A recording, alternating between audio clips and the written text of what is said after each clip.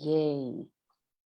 So welcome everybody. Welcome to all our iStimela Sendaba. Well, not all, but some of our iStimela Sendaba storytellers. I'm grateful to meet some of you because I've only worked with Keke. I know Obuti Tiego from our other projects.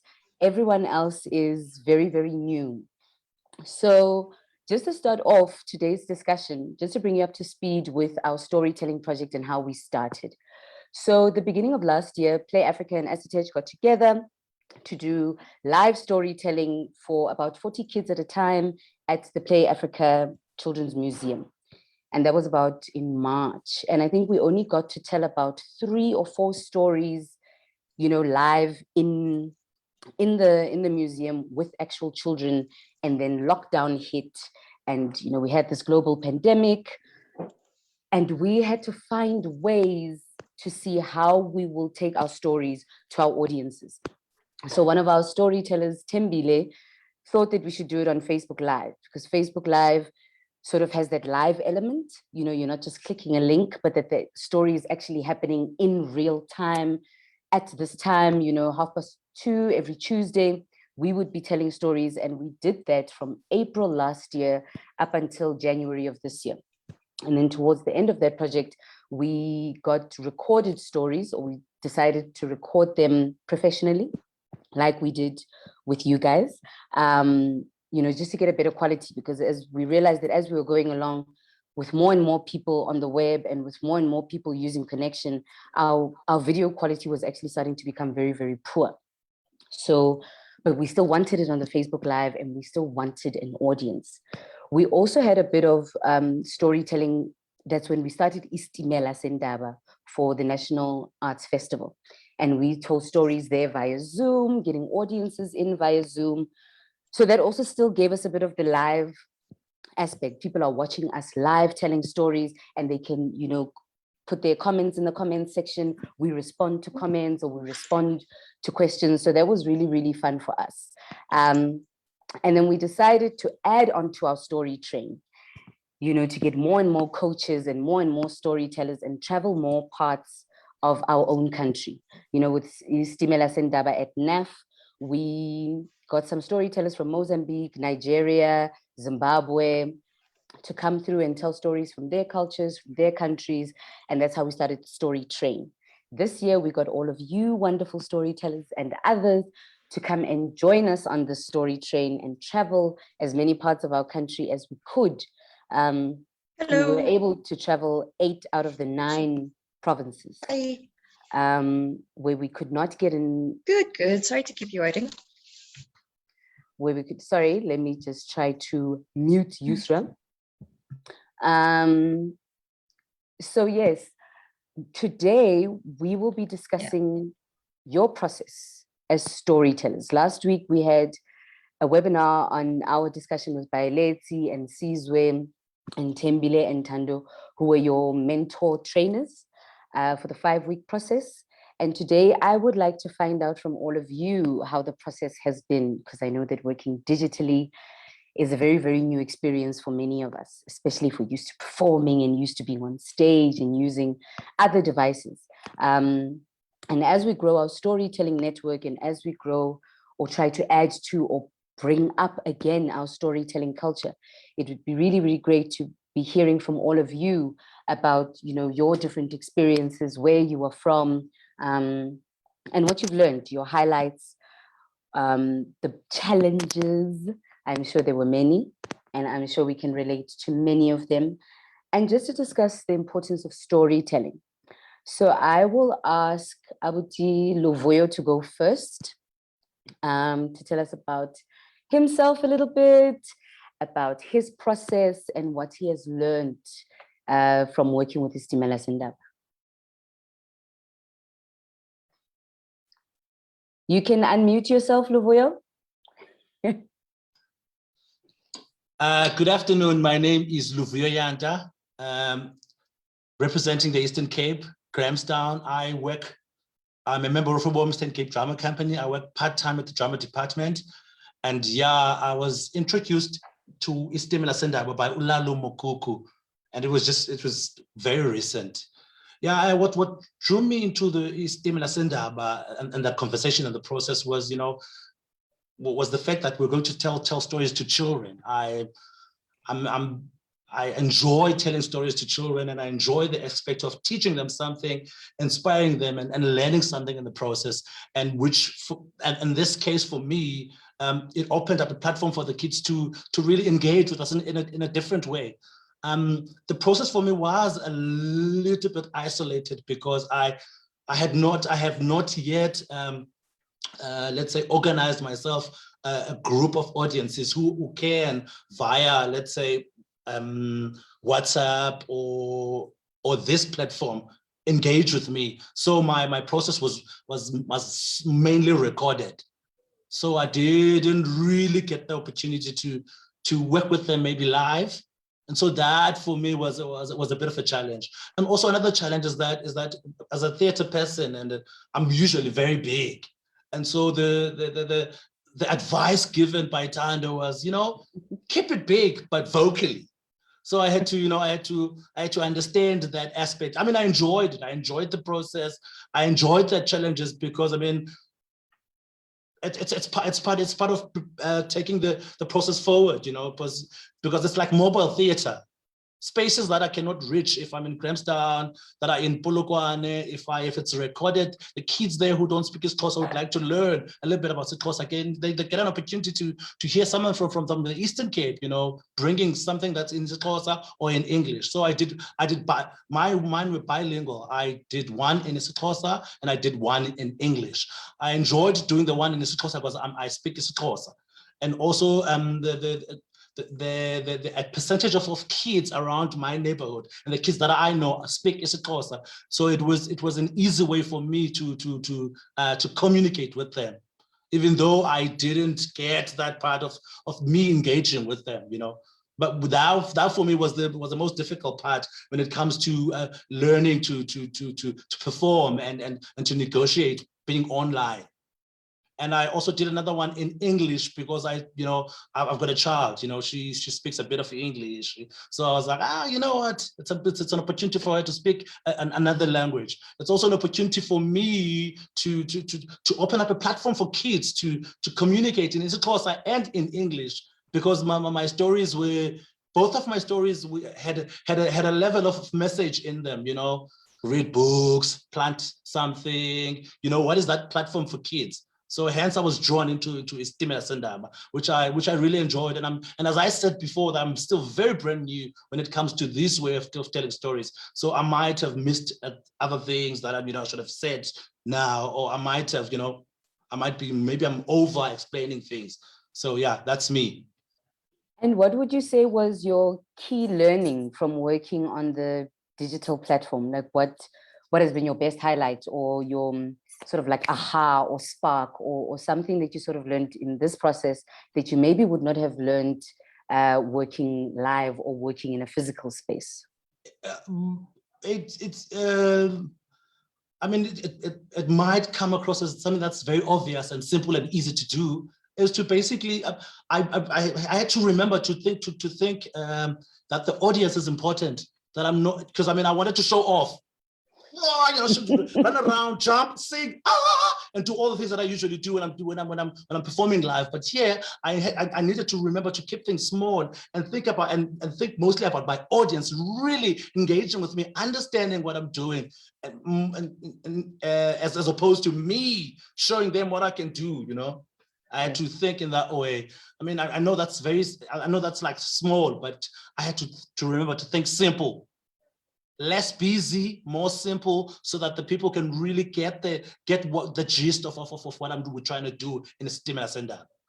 Also like understanding how to simplify stories, how to structure telling stories, finding a backbone, using these sentences as the backbone for this, and all those methods that you apply in stories to bring them out, to bounce them off the page and make them come alive into a space of a digital platform. Right. Yeah. I think I can also relate to that. I think one of my biggest challenges, I mean, even now, though we've been doing this for a year or whatever, but even now, it's that thing of remembering that I'm not performing to myself. There is an audience watching somewhere. So that thing of like trying to anticipate, you know, because usually the audience is there. Like when they laugh, you Yes. know, aha. When they smile, you know, aha. And now Yes. you're alone. It's just you. Yes.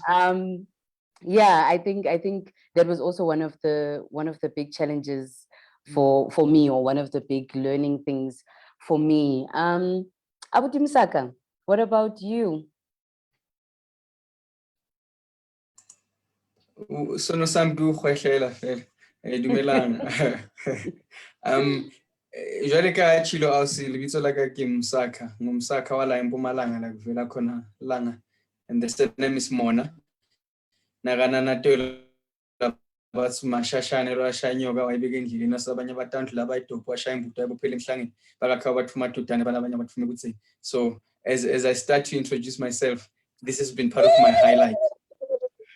Thank you.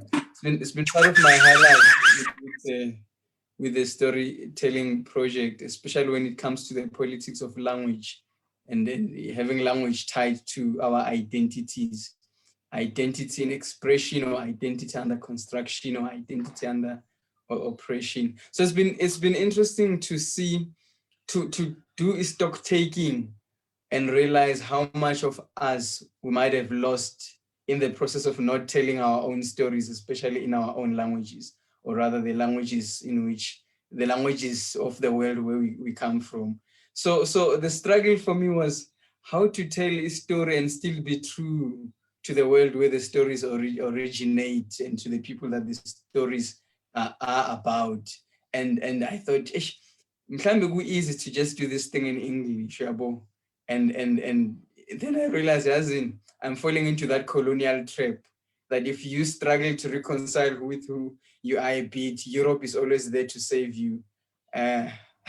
So I decided to actually go all the way. So I wrote both stories. One was in Siswati, the other one was in Xitsonga, you know, both languages that I speak. And for me, it was interesting because these are two languages that are usually marginalized in South Africa. Even when you watch TV, Siswati and Xitsonga, they exist, but no one really cares, type of thing. So the question becomes, where do you go for the repertoire, where the archive, when you tell stories for kids, where do you go to get the correct word, the correct expression, the correct instrument to express whatever you're telling? So I guess the realization would see a lot can die if we do nothing about our heritage, you know, as expressed through language. I hope that makes sense. It was an interesting challenge, I must say, because in the process, I got to reconnect with who I am myself. In the process, I got to rediscover also where I come from, and I also got to rediscover a lot of our indigenous knowledge systems, even a lot of what we would consider embodied knowledge, that certain things are inherently in us. As you get to tell your story, they come to life. And what do you think about storytelling in general? The importance of telling stories, and if maybe there are enough people telling stories, or if there are enough stories being told? I think to tell stories is to be alive, to listen to stories is to be alive, and to not tell stories is to actually die. Not necessarily the death where we bury you like tomorrow, but bits of you die, right? And unfortunately, I don't think there's enough people who tell stories.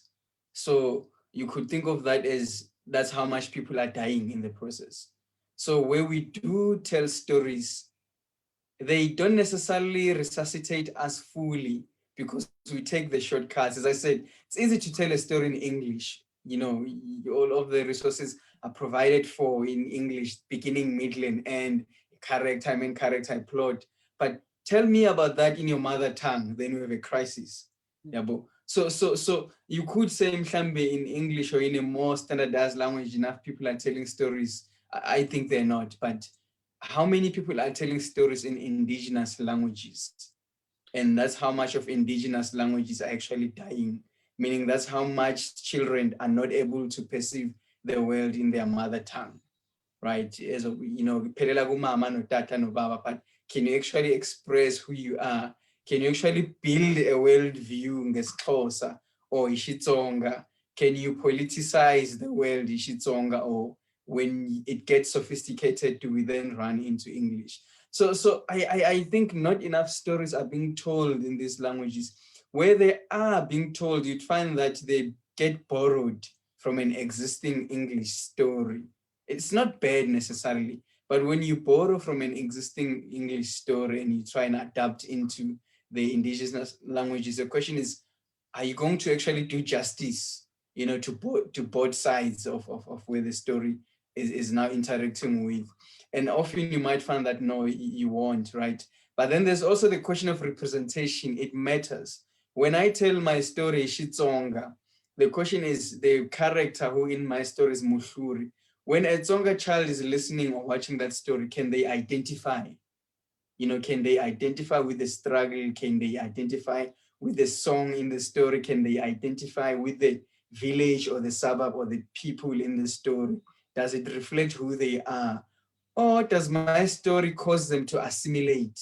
In other words, for them to enjoy my story, must they at least divorce who they are to accommodate the worldview of my story? So I'm saying all of that to say, I don't think enough people are telling stories, but where people try, the stories still don't do justice to the world that we seek to actually represent through our stories. I think you make a very good point on language. I mean, I'm one of those people. Good enough, I do Setswana transcription, I write in Setswana, I whatever, but I do think in English, because English has been my education from grade 1. If you give me a book this big, I can read it in English. But if it's this big in Setswana, it's going to take so long to read, and it's going to take lots of dictionaries and calling of people.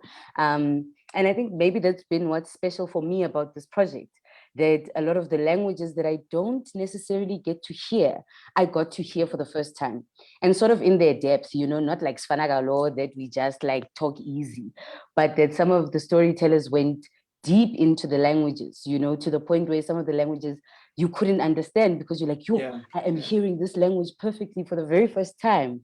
I think that's one of the things that I've sort of enjoyed about this project, that thing of bringing our languages back to the fore, Yes. and making them maybe heard clearly for the first time. Like, I think some people that will be watching this series of stories will be hearing some of these stories, or some of these languages rather, for the very, very first time. If I can add a break to what you're saying, I think it's a question of language and power. So I did my 2 stories, Emalahleni, which is a predominantly Zulu and Siswati speaking region. So the Xitsonga story, when I did it, a lot of the kids could not understand. They would laugh, they'd appreciate the singing and all of the body language, but in terms of what is going on, they would not understand. But one kid was so zoned in, he actually reacted to key moments of the story. What was interesting is that this is now a language that's usually disempowered and marginalized. When we took break, a lot of the kids wanted to know, what is kokwana? What is the shim? And then I said to them, there's one kid who understood what was going on. Why don't you go to him and actually ask him? So Bebayabu and actually surrounded him and wanted him to actually tell them what was going on. So for me, it was interesting to see a kid who belongs to a language group that's usually marginalized, actually gaining an elevation of some sort. I mean, we can talk at length about what that does for the confidence of that child as a human being, and representing his culture as well. So it was interesting to see that we've given him a reason to be respected.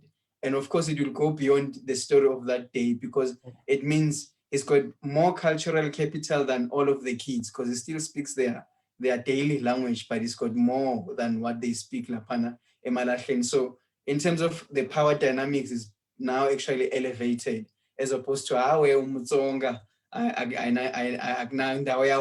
It's actually now the opposite. Right. Yeah, no, that is for me also the language part, bringing our languages to the fore, and exposing our children to them in this fashion. I think has been one of the special things about this project. Keke, Do you want to share with us your experience?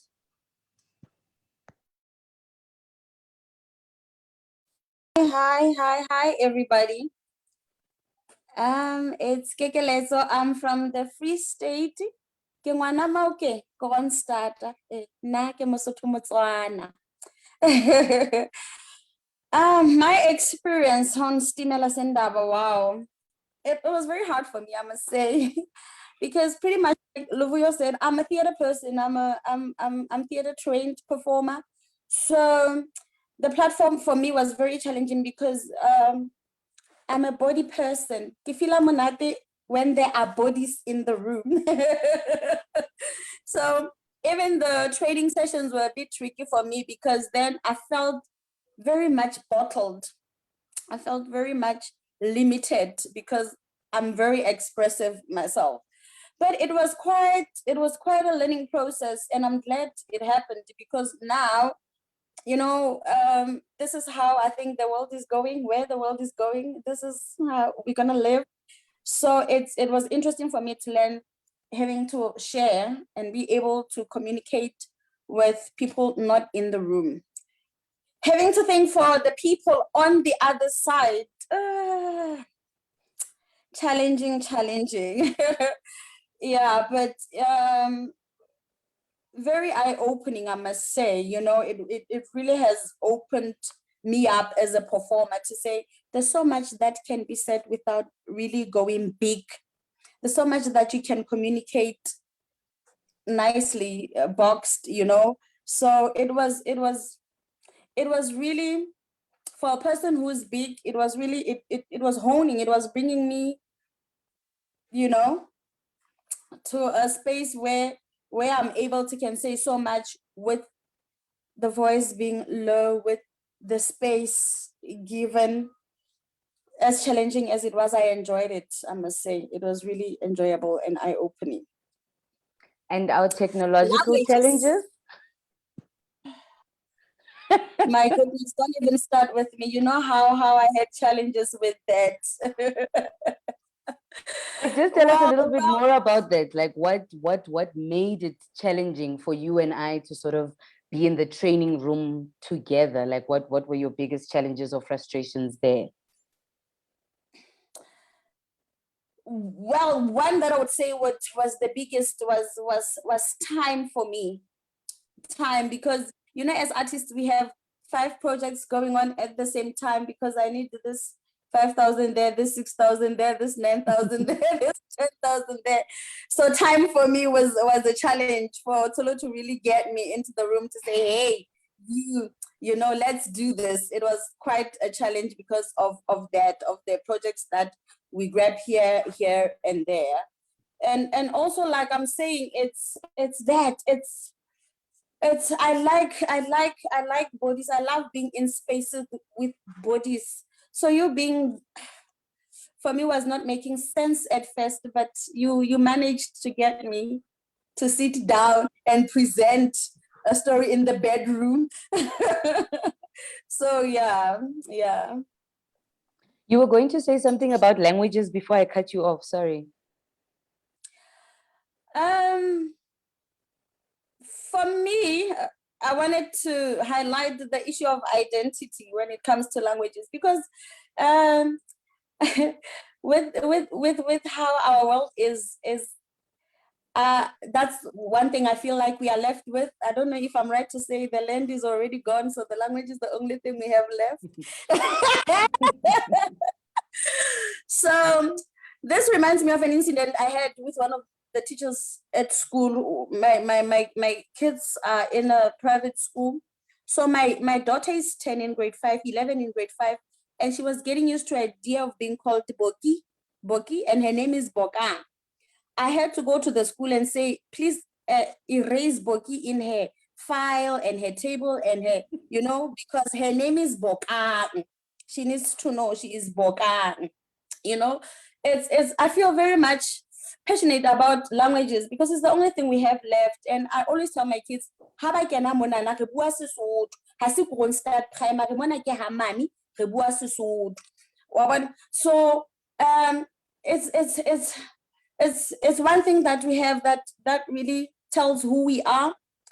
And I've recently joined Pure Literature in doing theater for young audiences. So it's, I don't know how we can, I feel like this is one platform that's going to be able to enable us to help and to teach our kids that if you lose this one thing, then you lose who you are, you know, you really lose who you are. And we forget ourselves because we are living in this world that is, you know, our meetings, wherever we get together now on Zoom.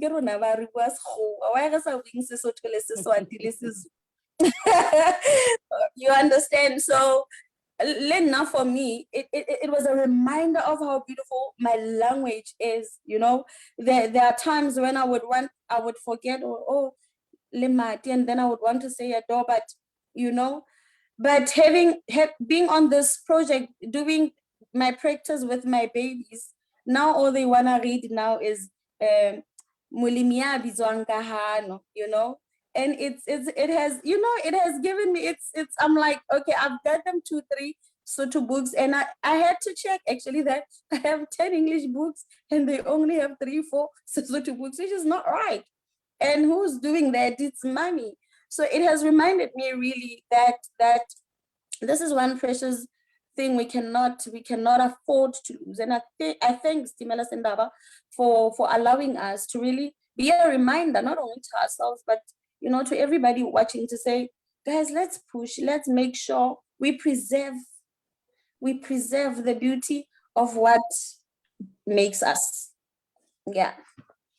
Yeah, I think that's also another thing that I sort of noticed with language as well, was that we were also learning again our languages. I remember when working with you and also working with Kitumezi, was like, what's a basket in Sepedi? I'm like, exactly. What's a basket in Sepedi? I mean, it could be similar in Setswana and Sesotho, but it could also not.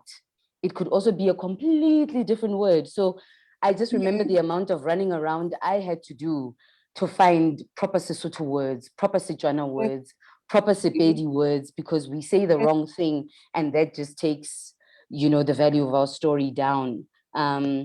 Just one little word that is said off or put in the wrong place. That is so true, because even when we speak from a direct translation. You know what you're saying with what we're doing, having to find the real sort of words and having to learn them anew. You know, because tafole, fenstere, those are borrowed, you know, words. So it's been interesting. It's been quite a learning area for me, and a reminder of how beautiful my language is. And now, ha ke batle ho bua maka, jonna ke a tlo bua maka, ke thaba jwang bua Sesotho matsatsing a, hore ha ke batle letho, ke thabela ha ntse ke bua puo ena ya heso. Ka Wa nnete. boulela. Thank you, Oskeke. Msakha, what has your experience been like? Hi, Sisi, Sanmanani. I was with the KZN team, and there's so many beautiful things that have already been said and are being said. And I'm busy writing down notes frantically. I'm a note taker, so I will see what I can get to. But it was, firstly, I was so excited to be working with some of the people that I know in Durban and that I love. We love each other. Blessing, Tobegile, no Tipo, and you know, it's people that you know, but you never get the chance to work with them. So I was excited about that. And then storytelling. I grew up in a home of storytellers who tell stories in different ways, whether it is actual storytelling or through film or through books or through whatever, or through art, but a home of tellers of stories, right? So for me, it was like, sharp, we're going in. And I'm happy to learn, because I come from the theater background. Sorry, I'm in a home of rehearsals. So if you hear piano, that's what's happening.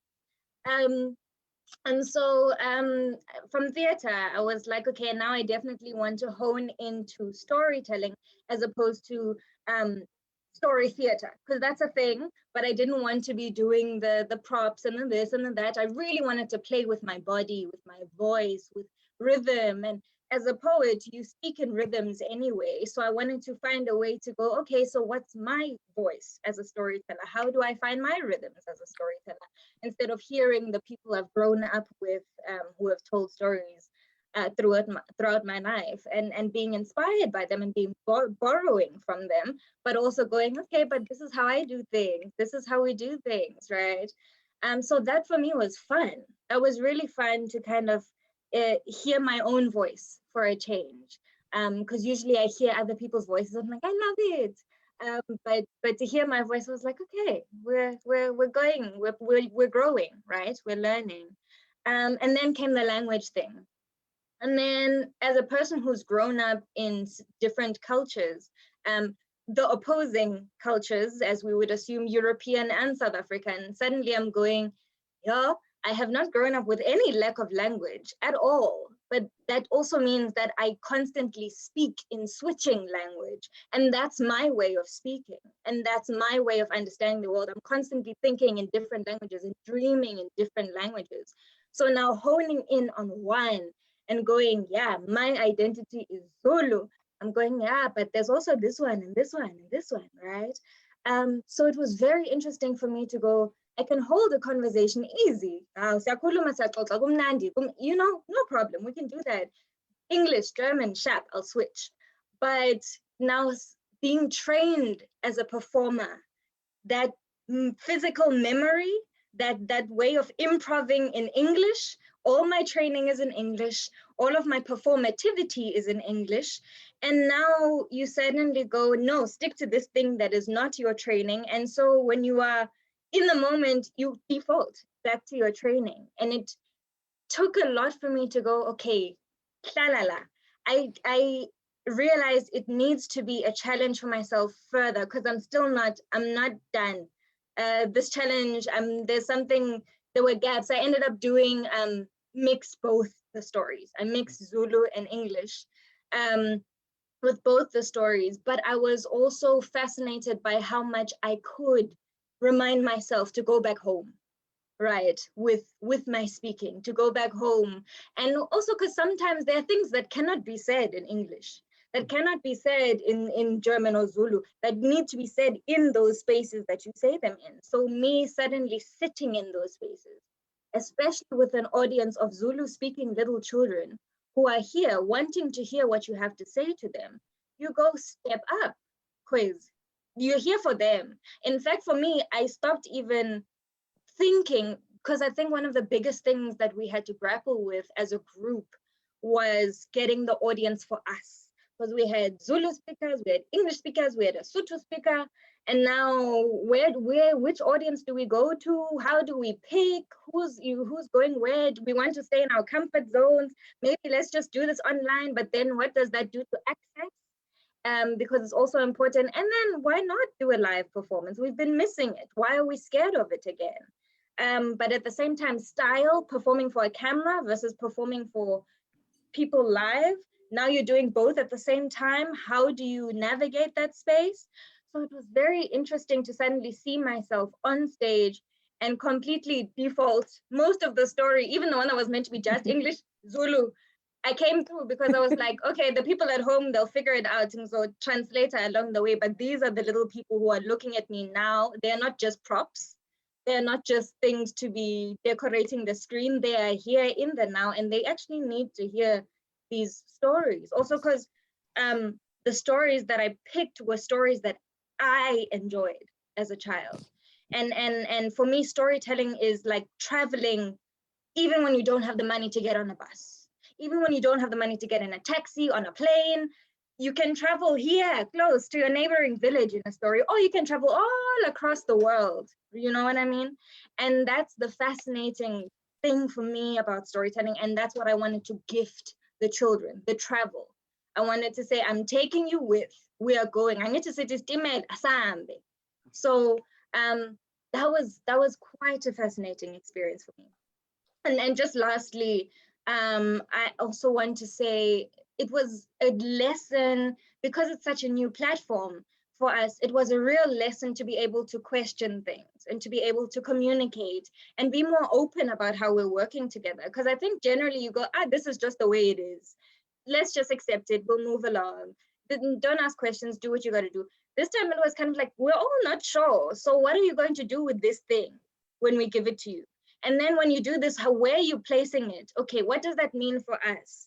Okay, because I created this story myself, because I feel like it's a story that needs to be spoken about, children not only valuing coming to the city, but city kids going, I love my city, but I also value going home. And what does that mean to me? How does that enrich my life in the city? How do we enrich each other? Because we all have so much wealth, and growing up knowing your story matters.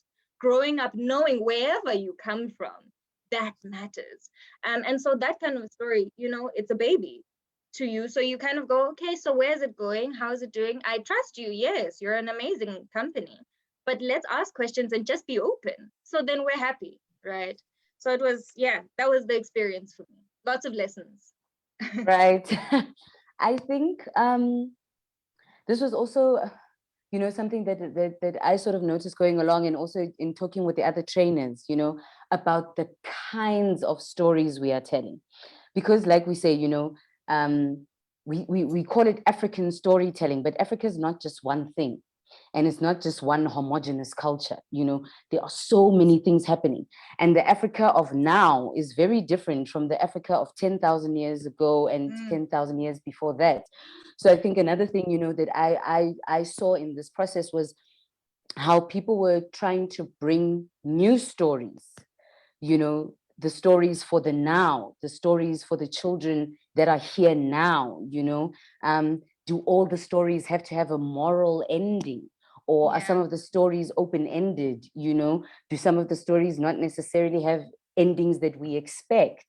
And what that means about identity, because what identity is something that is continuously growing, right? Even us as we grow up as adults, you know, as a 34-year-old, I'm not the same as how I was when I was 24 or how I was when I was 14. My identity is constantly changing.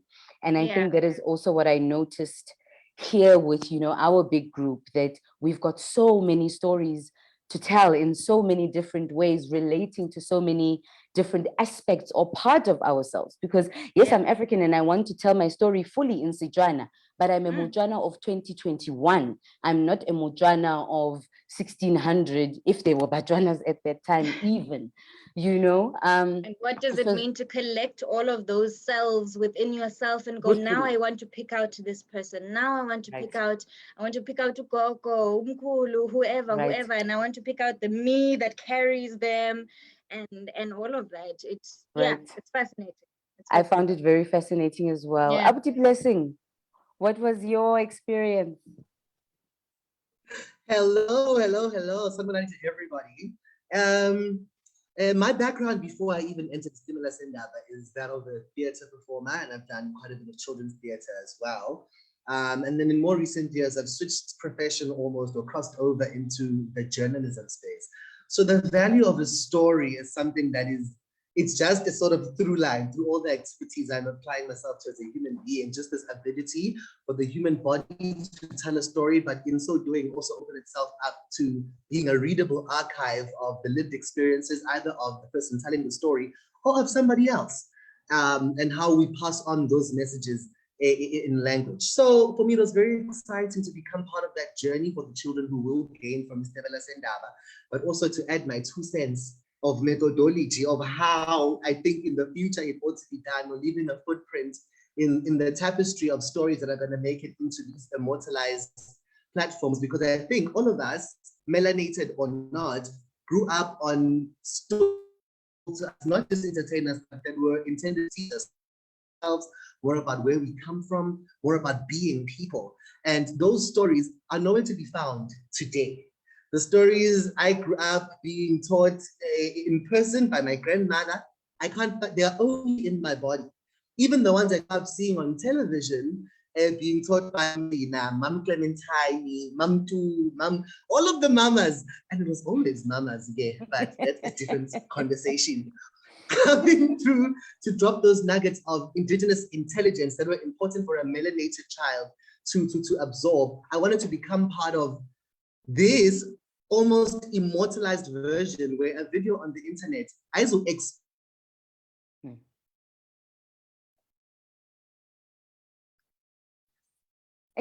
And he had that point. We were there with Blessing. Okay, he's back. Am I back? Yes, you are back. Your lovely self is back. Okay. So with the videos that live on an online portal or an online space that can be accessed even in the future, it sort of gives an immortality to the story that's being told. Like it can be accessed exactly the way it was told years from now by children. So for me, it changed how I saw Ubunganekwane versus the fairy tale. Inganekwane and the fairy tale have different mandates. They are for different children. They have different roots and origins. So for seeing a process that wanted to put Inganekwane into a space where it can last almost forever, I was very excited to be able to add my contribution to it. Very, very excited with that. You mentioned something very important, and which I was also very happy to see, that we have young male storytellers, because as you say, before it was their mamas, and you had to be a mama, you know, you couldn't be like me or Kekeletso or Keke or Kwezi, you know, because it looked more trustworthy. I don't know, you know, I don't know, but it became really refreshing for me to see guys my age, you know, who we usually see as these like macho beings that should be very far away from children, and actually bringing them close to children. And what message that gives about, you know, what people are capable of, and, you know, who we trust, who we don't trust, and how we sort of break stereotypes. I was very, very happy to see young Black males in the building, and, like, you know, doing things to just, yeah, to break away from that mama stereotype, that gogo stereotype, that it's only old women who can tell really good stories, but that, like, you know, some of our brothers could come through and be like, yes, I can also do the same in my own way, with my own energy, with my own vibe. And I thought that was incredibly, incredibly important. So thank you for that point. Abuti Tiego. Askis, Yebo. before Abuti Tiego again. Well, as beautiful as this experience was for me, I still feel cheated. And I'll tell you why. Because I don't know if I managed to give the kids, you know, that feel, yeah, story around the fire. You know, that feel, yeah, gogos telling a story by the fire. All of us sitting either outside by Imbaola or maybe coal stove in the house. I felt like I felt cheated somehow, because I think that's one thing that I feel like I'm jealous about, that I feel like we need to give this experience to our kids, but with this platform, it sort of somehow takes that away. I don't know if there's anyone who managed to get that through, but for me it was very hard. As much as I tried, but I could not even feel it in me that I'm doing justice to Barry Ineri sitting down. You know, yeah, so I don't know. I mean, that's a good point, because it is a digital platform, right? And so that was the point of all of this, to see how we tell stories digitally. And I guess, like, how Kwezi said that, you know, that thing of being in two minds. What is my style? Am I saying this for the camera, or am I saying this for the children? And things are all sort of happening all at once. Whereas I think that your experience would have been different had you been with the children and the cameras were away. And then you can have another experience with just the cameras. But because everything was happening at the same time, your mind is sort of in two places. Do I look at the kids? Do I look at the camera? Do I look at the kids? Do I look at the camera? Like, I think I also had quite a bit of that, and trying to, you know, remember that my audience is important, but it's not just them that are my audience, it's also them that are my audience.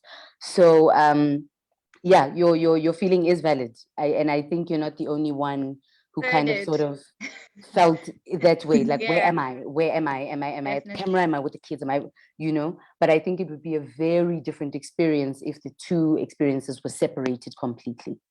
Abuti Tiego, without further ado, you are our last storyteller to speak today. How was your experience? Thank you very much. Hi, everyone. My name is Tiego Shametja from the Northwest Province, currently based in Mahikeng. I'm an artist, a theater maker, and also an educator, a creative arts educator in one of the schools around Mahikeng. So yeah, well, this has been a great journey. We continue to learn every day, and I have learned a lot. You know, as theater makers, we are storytellers, but now this was different. And the processes that we went through, I must say, it was an eye-opener for most of the things. I remember with my facilitator, we said some 5 steps. And in one of the steps, you know, you could think that I know children, I have done children's theater before. It's easy. You just make them laugh. You just make humorous statements here and there, and then they will understand. But she made me realize some few things, especially when there was, I think, the 3rd step, when we were interrogating the story. You know, one of the things would be you ask yourself, who is this character? You are asking questions for each and every line. What is he saying? Where does he stay? And then, you know, it was something that was very simple that I didn't think that it will be important. But as I was going through the story, I realized that this is very important, because, I mean, if you are going to tell this to children who are hearing the story for the first time, probably in front of the video, they'll be asking themselves a lot of questions. And as they are sitting there asking themselves a lot of questions, when now you are busy going on, and then there's this story, they are asking themselves, who is in PPT? How old is he? All these things. So it made the story easy, because now you had to sit down so that each and everything you place your story, you place it for them so that they can understand. So it has been great. And digitally, you know, something that for me became a challenge. It was when I was told that we will be doing this in front of the camera. And, you know, I was not trained in TV, I'm trained in theater. And with theater, you tend to do things over the top. And, you know, I got a little bit nervous, because now I realized that I need to tone myself down. I didn't know how to set myself in that space. What if at some point I want to run to the left, and then does this mean the cameraman will have to run with me? At the same time, there could be children in front of me. Are they going to follow me all the way or what? So it was a little bit of a challenge. And I think the other thing as well, during the performance, we managed to get audience. But at the beginning, we couldn't, because I thought I was going to use my learners here at school, whom I knew that they were going to enjoy this, because they would be surprised that, hey, teacher can also do this. We know him in class. He's very serious when it comes to language, especially Setswana language. Now he's doing this, he's dramatizing it. So due to COVID, we couldn't do it. But finally, we managed to get a space in Mahikeng Museum, and then where I could get my daughter's friends, and it was easy. And I think she helped me, because I couldn't fumble in front of her. You know, I mean, she's been listening to me doing the stories at home.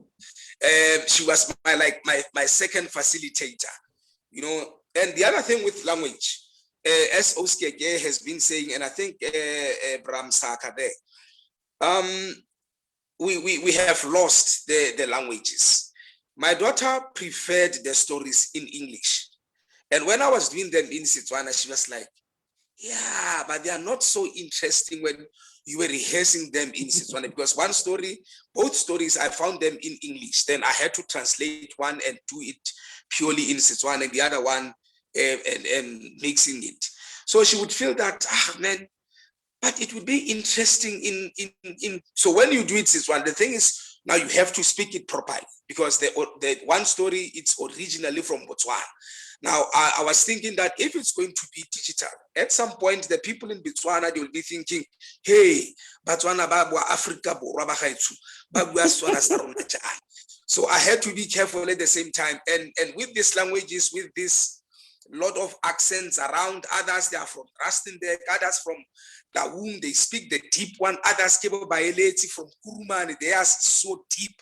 So you have to have the standard Setswana and try at the same time to make sure that everyone understands that. But I hope one did justice to that. We didn't cheat it too much. I hope we did it well.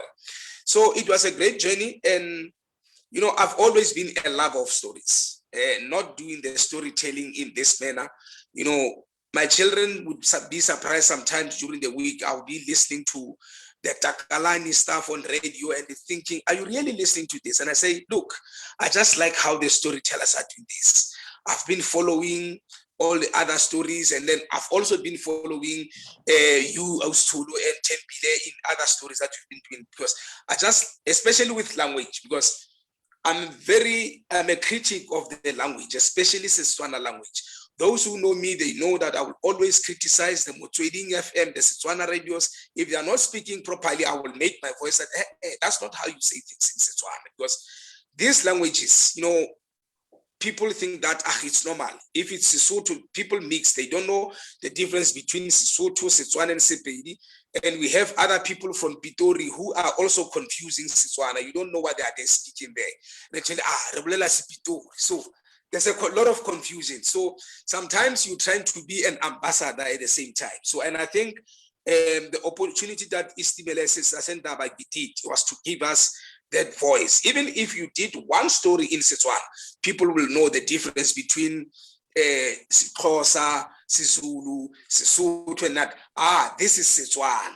And then in future, we're hoping to have more of that, because we are used to Sizulu. Even here in Mahike, you know, there's a lot of confusion, and somebody will try to do things in Setswana at some point. Because that's how we are these days. I mean, and with TV, we don't have many Setswana programs. Our TV actors who are cast on the TV programs, they don't speak Setswana all the time, but you know, there's a mixture. So I think this was a great journey, and I hope mostly for the children, especially the parents who brought the children to see these stories, that they will encourage them. The school that I'm working in, the children are doing English as home language, but they are Setswana speakers, you know, and it's confusing, and they don't even speak English properly. So you get confused that, hey, Marluna guys, why don't you just do Setswana and then do the English as the second language? So they are struggling, but I'm hoping that this was an eye-opener, especially for us in the Northwest Province, because it was for the first time we're having this.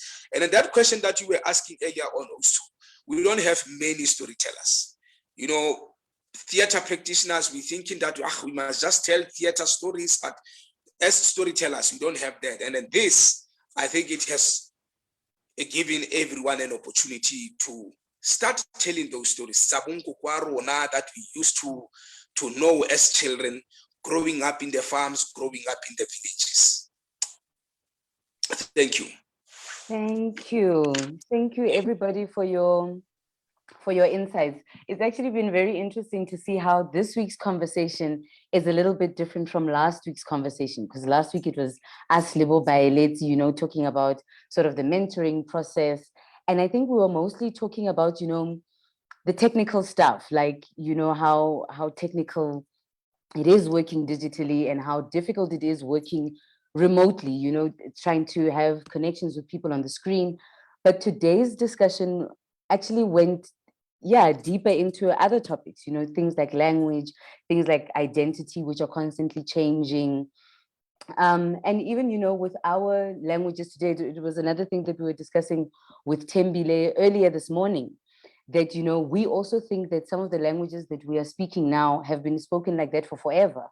But if you were to find that even isiZulu is a culmination of other languages, you know, when other people got together and they made a completely new language, Setswana no different, you know, and how people just move down and how things change over time. And I guess that is my question, you know, how do we take the old and the present and make something new of it that is still very relevant and that is still very important without having to do a complete 180, you know, that it's not just an either or, but that things mix together, because all of us do come from a myriad of cultures. You know, I can say, oh, Tiego speaks Setswana, and I will say I speak Setswana because ke Morolong and we speak Sirolong, which, you know, it's the same language, same people, but differences here and there. And I thought that was also another special thing that I found here, how we can take the different dialects of the languages and bring those to the fore and sort of educate other people who are not so privy, because we aren't always so clued up about what's happening in other cultures or what's happening with other people unless we really see it on television. Osbayeleti, are you there? Did you want to add something today before we say goodbye?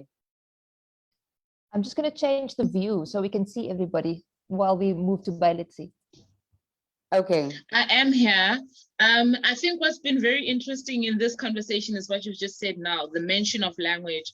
And as much as I was aware that we, storytellers will be telling stories in different languages, I didn't imagine that they were so conscious of it and the effect of it and how necessary it was. But the greatest thing that is also mentioned is there are young men, storytellers, and young people generally in this project who are telling stories, that storytelling is no longer a thing, and not something that's reserved for old people, that comes with a lot of wisdom, that, it's a craft. And I think that's helped solidify it as a discipline.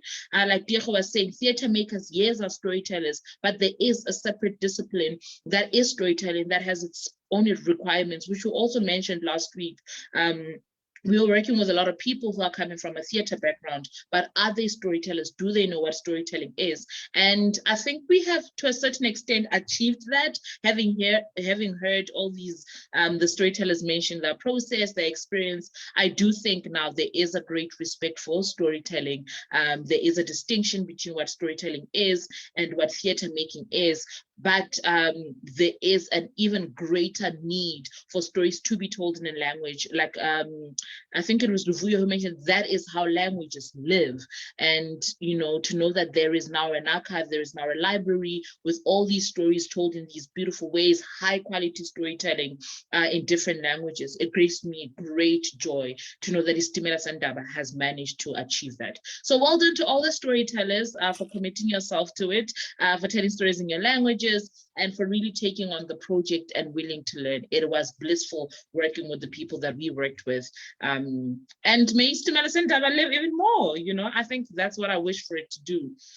Not only South African languages, but other African languages. I think it can exist outside of just our country. Yeah. Right. And also, sorry, the sign language element, one of our storytellers wanted to bring in a sign language interpreter. Things happened, life happens, but also that inclusion, because that's a language and a culture and a way of living on its own. Paying attention to that's a language, right?